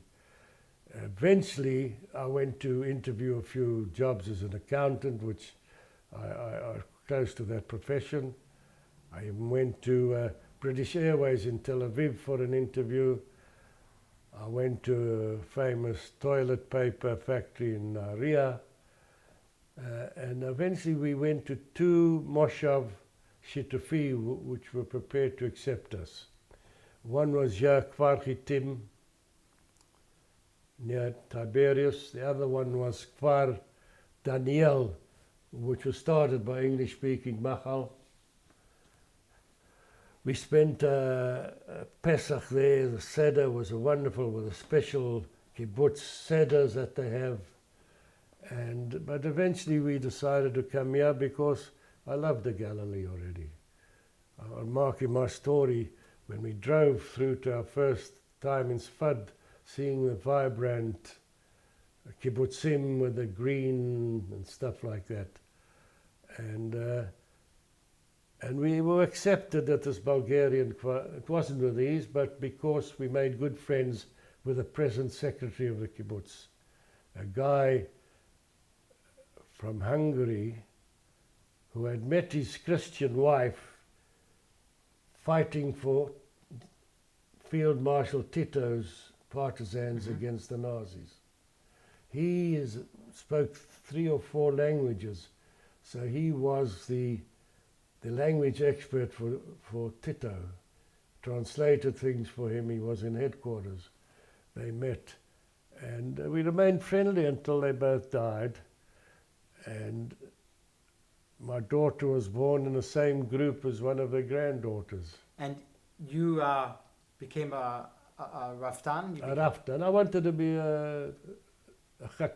a kaklai. And I started working the effort there. And then, as I said, why did we leave Parchitim? It would have been easier to handle the financial crisis of the Moshavim that happened in 1986, I think. And as a member of Moshav Shitafi than as a member of a Moshav of Dim, a private one like ours, yeah. So we as I said, we had a very big mirpeset in these Sukhnut homes, and we asked the committee if we could build an extra room for our daughter, because the 3 boys were cramped into one small bedroom, and to put a daughter in there, we could have done it, but it wouldn't be easy.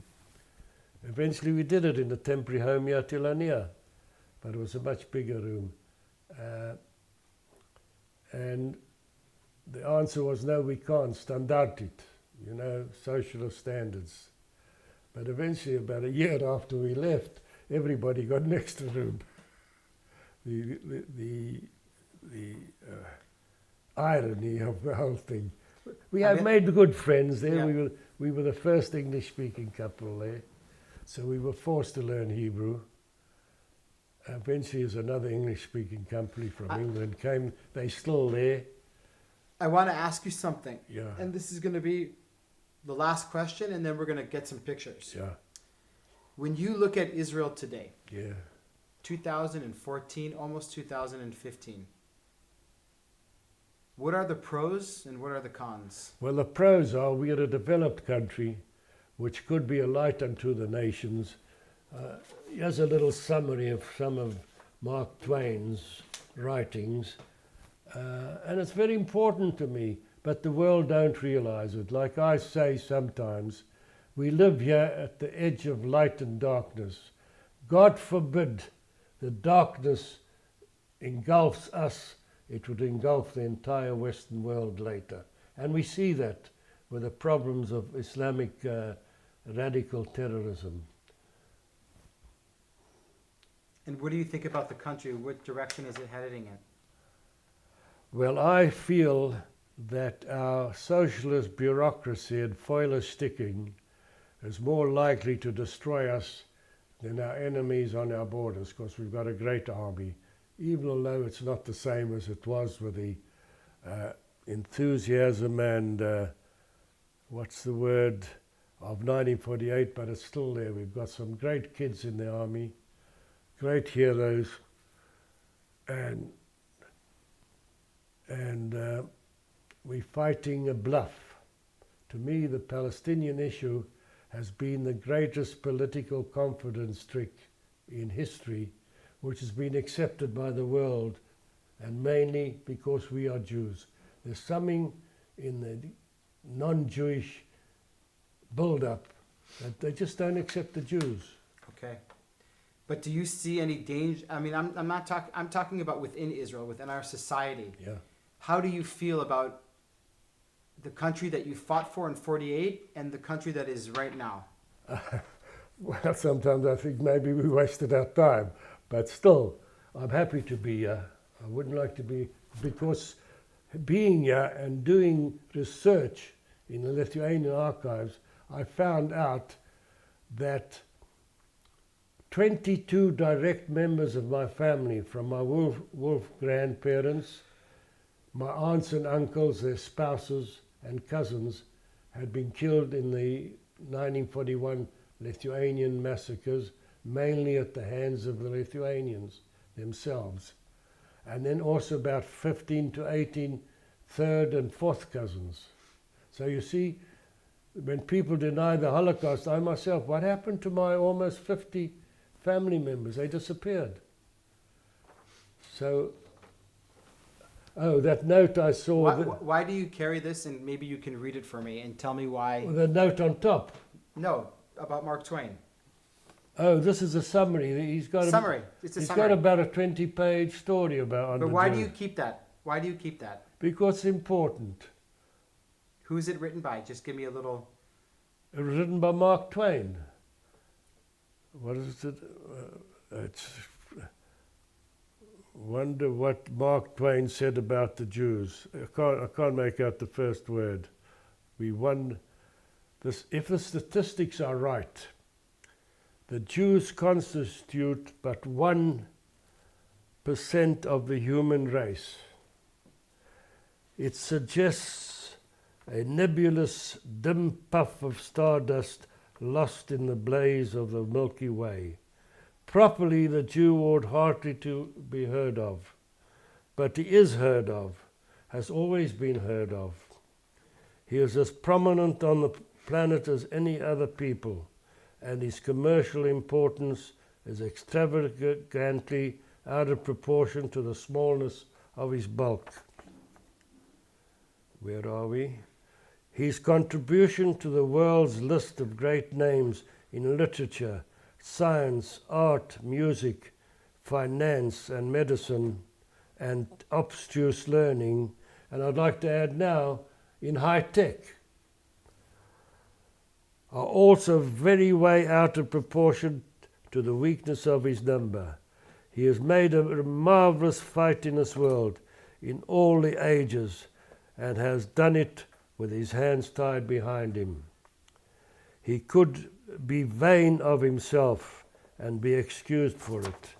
The Egyptians, the Babylonians and the Persian rose, filled the planet with sound and splendor, then faded to dream stuff and passed away. The Greek and Roman followed and made a vast noise, and they are gone. Other peoples have sprung up and held their torch high for a time. But it burned out, and they sit in twilight now or have vanished. The Jew saw them all, beat them all, and is now what he always was, exhibiting no decadence, no infirmities of age, no weakening of his parts, no slowing of his energies, no dulling of his alert and aggressive mind. All things are mortal, but the Jew. All other forces pass, but he remains. What is the secret of his immortality? Mark Twain from his article concerning the Jews. That is my guidance. That's why I'm such a meshugana, perhaps, I don't know. Because financially I've never been successful. I mentioned it in one of my stories somewhere.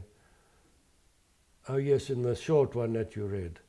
And this, the notes I wrote here, I must have sent it to someone, so I wrote some additional. Mark Twain was a very unique person. I think one of his daughters married a Jew, if I remember. So listen, we're gonna stop the camera. Now before I take this off, I want go to the end of the Scheiss. Yeah. There's a few pages of my handwriting. I want to tell you something about that.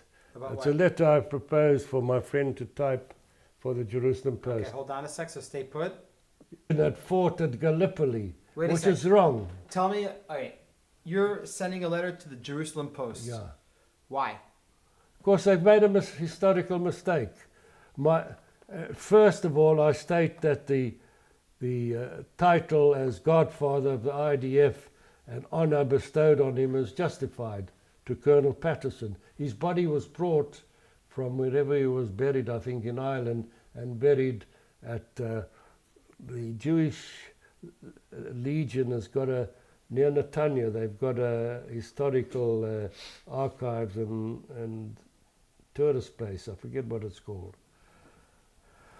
Now, that I agree with. Then I say my target is the historical amnesia prominent amongst our media and politicians. Please. Then I correct Herb Keenan. He had written that the Jewish Legion had fought at Gallipoli, which is not correct.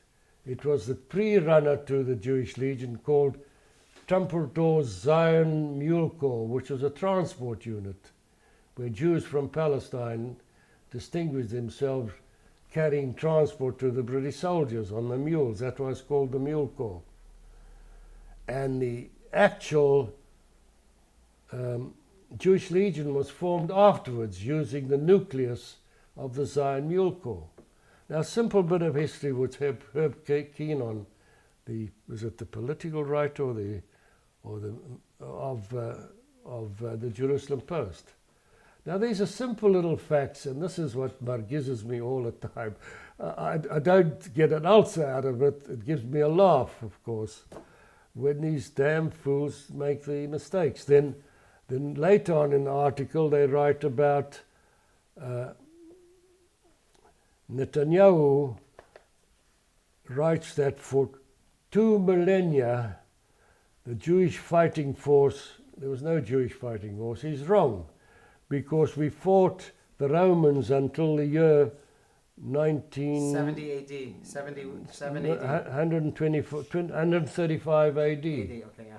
So that's already part of the 2 millennium. Then the Jewish fighter came to light again in the 18th century. However, in 1794 in Poland, Berek, it might be a mistake, it might be Beryl, but it's written in the book. I've got the book there. It's a history book by Irish historian Edgar O'Ballance. Berek Yoselevich formed the Jewish Legion of 500 and led them in the revolt against the Russians. They fought to the end and only 20 survived. This is in 1794. A note on this said that my family were already in my shtetl then, because I've traced the history. It is also not generally known that Napoleon had raised a Jewish unit in Batavia in 1809, which fought for him at Waterloo, losing 35 officers and over 200 men, which indicates to me it must have been at least a regiment. He wrote only a unit, this guy O'Connor.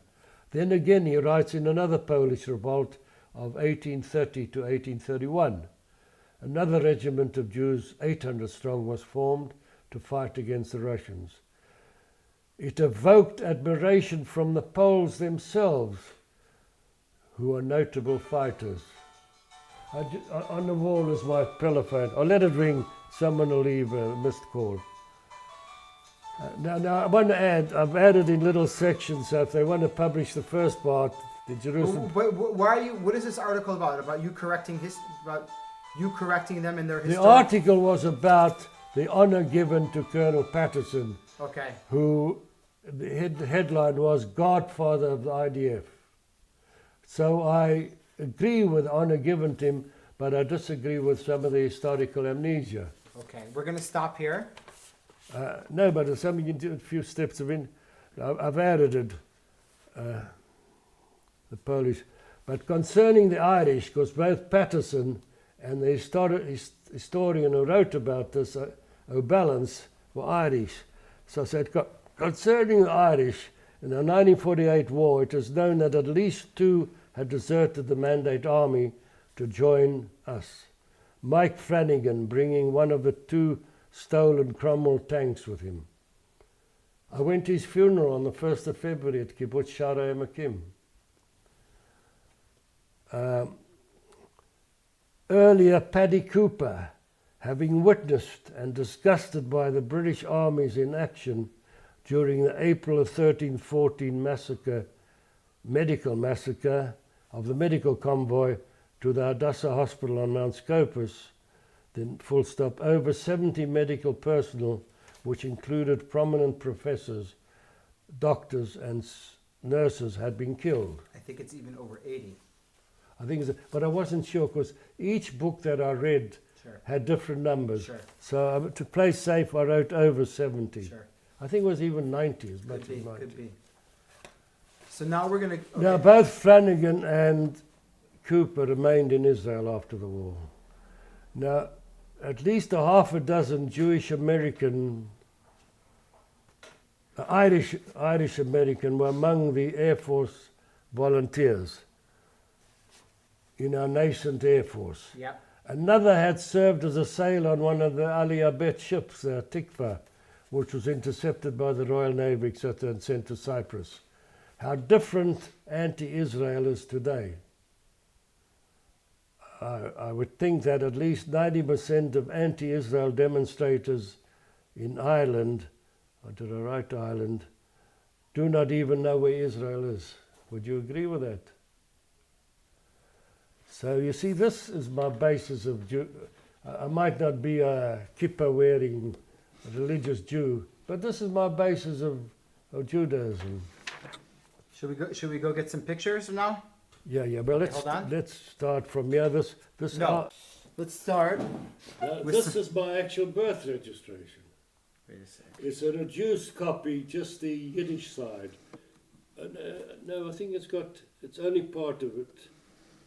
No, I think it's all of it. I reduced it. No, it hasn't got the name of the Mohel.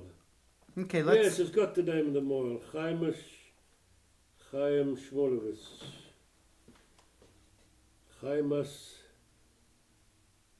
I've got the big one, we could read the name. It's got the name of the Mohel, who incidentally, when I found my parents' official marriage, not the Ktubah in Aramaic, the same guy married my parents a year before.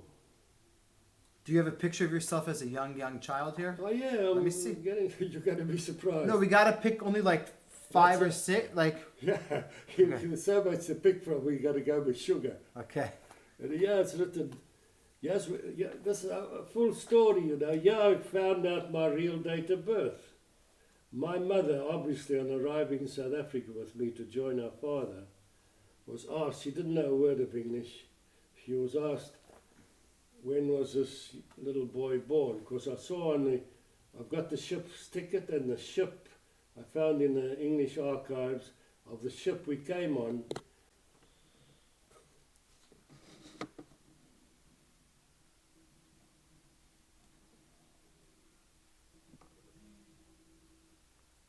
Tell me what that picture is. That picture's obviously on Simchat Torah H2. I'm holding a Simchat Torah flag. And where is this? This is my shtetl in Shut. You can see the wooden buildings behind.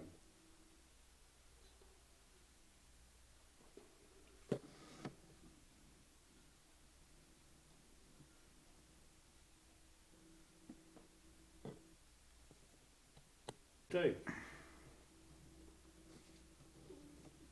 You see the school uniforms, not like today.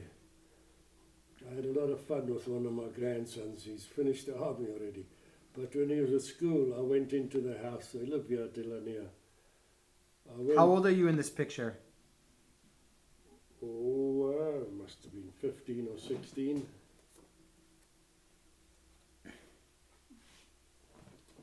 And I found him at home. So I said, Mata Osepo, Icharti. You know, they've got the regional council school bus picks them up. So I told him what happens when I used to ma'acher at high school. All the gates were locked except... Picture of you where? At Dardara. I remember in December we were taken across the lake.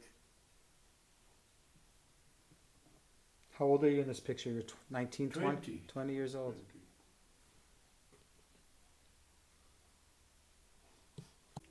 20. I've got a... You see, this picture here, I'm hoping my daughter would do it properly one day on the computer so I could make proper photographs of it. But there are a lot of pictures missing from here in the envelope in the office, which I'm still hoping to get her to do.